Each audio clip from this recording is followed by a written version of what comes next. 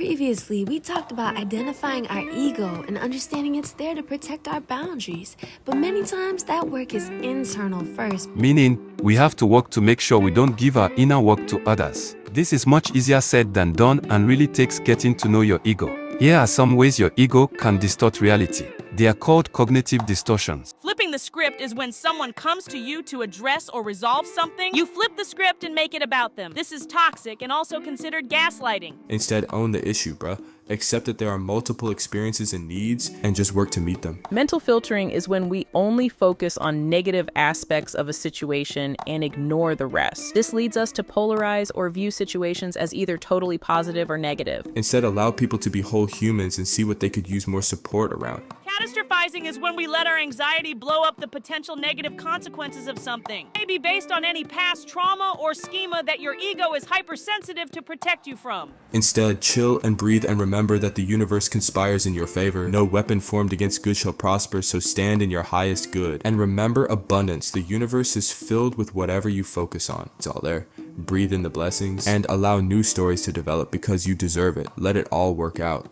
Overgeneralizing or jumping is when we make broad or hasty assumptions with limited evidence. Instead, speak to a specific experience that made you wonder if this could be what's going on. We're not in people's heads, so we can only guess and ask them if it is. Emotional reasoning is when we base decisions or beliefs only on our emotions, not logic. Rather, identify what actual events led to an emotion you felt, own the reasoning, and how to resolve it. Labeling is when we assign negative labels to people.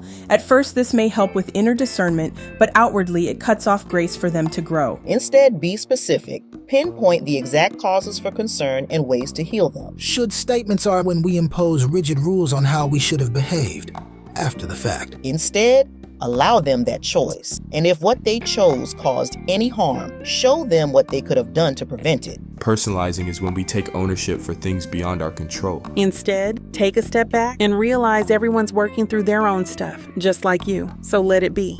Fallacy of fairness or control is when we have a hard time accepting that sometimes people in life don't act fairly. The medicine is when we accept that sometimes people are not ready to embrace empathy for others. And life sometimes operates in algorithms beyond our understanding. So put your mental energy on creating the better world you would want to live in. Focus on what you can control yourself. And lastly, sometimes we take up too much space and don't allow others to be full and whole humans with their own journeys and responsibilities. Instead, give space to make space. Allow others space just as much as we take to grow in their own authentic way, beyond our own desires. We hope these help you to traverse through life's challenges and in clearing up your own lens before approaching others about what is theirs.